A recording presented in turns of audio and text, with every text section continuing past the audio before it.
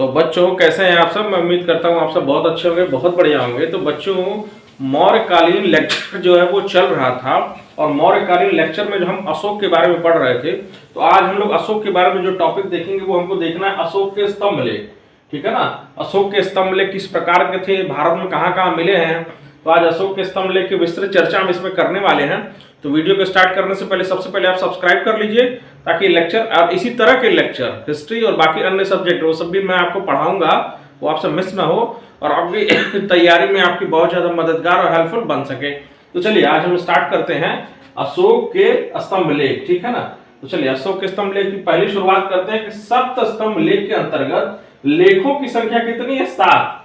लेखों की संख्या 7 है, किंतु ये 6 भिन्न भिन्न स्थानों पर पाषाण स्तंभों पर उत्कीर्ण किए गए हैं। ठीक है ना। ये बहुत ध्यान देने वाली बात है कि जो इसके स्तंभ लेख थे वह पाषाण स्तंभों पर, ठीक है ना, वो पाषाण स्तंभों पर बनाए गए हैं। तो जिसमें 7 है, लेकिन 7 में भी 6 मिले हैं और ये 6 क्या है? भिन्न भिन्न स्थानों पर है, वो एक जगह नहीं है। यानी भारत के भिन्न भिन्न स्थानों पे ये 6 स्तंभ लेख मिले हुए हैं। तो चलिए इसमें फर्स्ट देखते हैं। पहला है दिल्ली टोपरा स्तंभ लेख। ठीक है ना। दिल्ली टोपरा स्तंभ लेख ये फर्स्ट है। तो यह कहां मिला है, आइए इसके बारे में देखते हैं। यह यूपी के सहारनपुर में स्थित था, जिसे फिरोज शाह तुगलक दिल्ली लेके आया। ठीक है ना। यह सहारनपुर में मिला था और इसके लेके दिल्ली आया वो फिरोज शाह तुगलक था। ठीक है।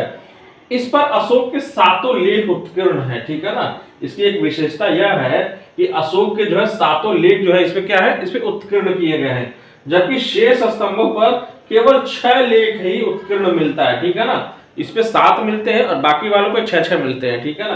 तो यह इसकी एक खास विशेषता है दिल्ली टोपरा स्तंभ लेख के बारे में। चलिए अब दूसरा देखते हैं। दूसरा क्या है? दूसरा दिल्ली मेरठ स्तंभ लेख। ठीक है ना। दिल्ली मेरठ स्तंभ लेख ये सब वेस्टर्न यूपी और दिल्ली के आसपास में ही मिल रहा है। तो चलिए ये भी देखते हैं कि हमें कहां कहां से मिला है। तो ये हमें मिला है यूपी के मेरठ में स्थित था, जिसे इसे भी फिरोज शाह तुगलक द्वारा ही दिल्ली लाया गया था। उसको भी फिरोज शाह तुगलक ने दिल्ली लेके आया और ये भी फिरोज शाह तुगलक दिल्ली लेके आता है। ठीक है ना। चलिए अब थर्ड देखते हैं। तीसरा जो है लौरिया नंदनगढ़ स्तंभ लेख। ठीक है ना। लौरिया नंदनगढ़ स्तंभ लेख के बारे में आता है, यानी अब दिल्ली और वेस्टर्न यूपी से सीधा हम आते हैं बिहार में। ठीक है ना। तीसरा है, तो ये कहां से हमें मिला था? यह मिला था चंपारण जिला बिहार के पश्चिमी चंपारण जिले के लौरिया नंदनगढ़ से प्राप्त हुआ था। यानी बिहार के चंपारण जिला से जो है यह प्राप्त हुआ था। अब चौथा देखा जाए। चौथा है लौरिया अरेराज स्तंभ लेख। ठीक है ना। लौरिया अरेराज स्तंभ लेख है, यह कहां से मिला था? तो यह भी मिला था हमें चंपारण जिला बिहार से। ठीक है ना।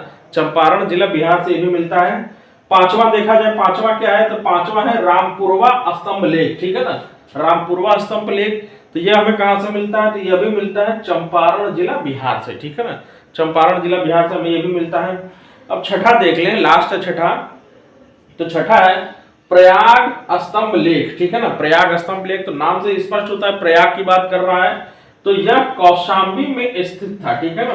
यह कहां स्थित था? कौशाम्बी में, लेकिन जिसे अकबर ने इलाहाबाद के किले में लाकर रखवाया। शुरुआत में तो यह कौशाम्बी में था, लेकिन जब मध्यकालीन भारत आता है और मुगल सल्तनत जब आता है, तो जो उसमें राजा था अकबर, वो क्या करता है, इसको बाद में उसको इलाहाबाद किले में लाके शिफ्ट करवा देता है। ठीक है ना। चलिए अब इसके बाद हम देखते हैं अशोक के शिलालेख। ठीक है ना। यह स्तंभ लेख हो गए। अब इसके शिलालेख के बारे में देखते हैं। तो चतुर्दश शिलालेख के नाम से प्रसिद्ध अशोक के यह शिलालेख 14, ठीक है ना, 14 विभिन्न लेखों का समूह है। ये कितने लेखों का समूह है? 14 विभिन्न लेखों का यह समूह है, जो 8 भिन्न भिन्न स्थानों से प्राप्त होता है। ठीक है ना। जो 8 अलग अलग स्थानों से यह जो है वो प्राप्त होता है अशोक के शिलालेख। चलिए अब इसमें जो सबसे इंपॉर्टेंट है वो 13वां शिलालेख है, क्योंकि ये कलिंग युद्ध की चर्चा करता है। तो ये इतिहास में बहुत भी इंपॉर्टेंट है और इससे क्वेश्चन आता ही आता है। तो इसको ध्यान से देखें और सुने कि अशोक के 13वें शिलालेख में कलिंग युद्ध का वर्णन एवं उसके हृदय परिवर्तन, ठीक है ना, उसके हृदय परिवर्तन की बात को जो है इसमें कहा गया है। क्योंकि 13वें शिलालेख में कलिंग का जो युद्ध होता है, तो कलिंग के युद्ध में ये बहुत बड़े पैमाने पर रक्तपात देखता है, घायल लोगों को देखता है, विधवाओं को देखता है, बच्चों को देखता है। तो कहीं ना कहीं उसका हृदय जो है बहुत ज्यादा परिवर्तन हो जाता है और इसके बाद ये युद्ध की नीति को क्या करता है? त्याग देता है। ठीक है ना। युद्ध की नीति को तो त्याग देता है, लेकिन ये एक बात और भी है कि युद्ध की नीति को तो भले त्याग देता है, लेकिन जो कलिंग का क्षेत्र वो जीता रहता है, उस कलिंग को क्षेत्र को छोड़ता नहीं है उसको अपने साम्राज्य में क्या कर लेता है, मिला लेता है। चलिए अब नेक्स्ट पॉइंट देखते हैं। नेक्स्ट पॉइंट है कि अशोक का सबसे लंबा शिलालेख जो है वो 7वां शिलालेख है। अशोक का सबसे लंबा शिलालेख 7वां शिलालेख है तथा सबसे छोटा स्तंभ लेख रुमिनदेई है। सबसे छोटा जो है वह रुमिनदेई है, ठीक है ना। तो रुमिनदेई की बात करें तो रुमिनदेई नेपाल में पड़ता है, ठीक है ना। चलिए अगला पॉइंट देखते हैं कि अशोक के कौशाम्बी के अभिलेख को रानी का अभिलेख, ठीक है ना, ये बड़ा इंपॉर्टेंट है। कौशाम्बी वाले अभिलेख को किस नाम से जानते हैं, रानी का अभिलेख कहा जाता है, ठीक है ना। क्योंकि इसमें क्यों कहा जाता है, ये भी तो रीजन है क्यों कहा जाता है। तो अशोक की रानी का क्या नाम था, करुवाकी। अशोक की रानी करुवाकी द्वारा दान दिए जाने का उल्लेख है, ठीक है ना। अशोक की रानी करुवाकी द्वारा उसके दान दिए जाने का इसमें उल्लेख है, इसीलिए इसको रानी का अभिलेख कहा जाता है। चलिए नेक्स्ट पॉइंट देखते हैं कि इलाहाबाद स्तंभ लेख पर अशोक के अलावा, जो इलाहाबाद का स्तंभ लेख है उसमें अशोक के अलावा 2 राजा और उनकी चर्चा मिलती है। पहला है समुद्रगुप्त एवं अकबर के दरबारी बीरबल के भी लेख प्राप्त हुए हैं, ठीक है ना। अशोक के अलावा समुद्रगुप्त और अकबर के दरबारी बीरबल का भी इसमें जिक्र मिलता है। चलिए हम नेक्स्ट देखते हैं कि अशोक ने जिन देशों में दूत भेजे उनका वर्णन अपने दूसरे तथा 13वें शिलालेख में किया गया है या किया जाता था, ठीक है ना। यानी अपने दूतों यानी मैसेंजर्स की जो चर्चा मिलती है हमें दूसरे में और 13वें शिलालेख में मिलती है, ठीक है। चलिए अब नेक्स्ट पॉइंट देखते हैं कि जिन स्तंभों पर अशोक की राजकीय घोषणाएं, ठीक है ना, जो ऑफिशियल अनाउंसमेंट वो करता था उन्हें लघु स्तंभ लेख कहा जाता है, ठीक है ना।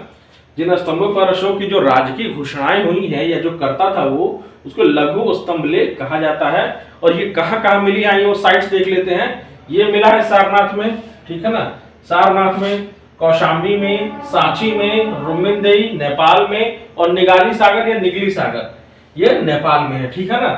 तो ये साइट्स देख लीजिए, सारनाथ, कौशाम्बी, सांची, रुमिनदेई, नेपाल, निगली सागर या निगाली सागर भी इसको बोलते हैं। ये भी कहाँ मिला है, नेपाल में मिला है। चलिए अब जो नेक्स्ट टॉपिक हमको देखना है वो देखना है मौर्यकालीन कला, ठीक है ना। तो आइए मौर्यकालीन कला के बारे में भी देख लेते हैं कि मौर्यकालीन कला में ऐसी क्या विशेषताएं थी। तो आइए देखते हैं ललित कला और वास्तुकला हमको देखना है, ठीक है ना, ललित कला और वास्तुकला। तो कला और वास्तुकला में मौर्यों का योगदान बड़ा महत्वपूर्ण है, ठीक है ना।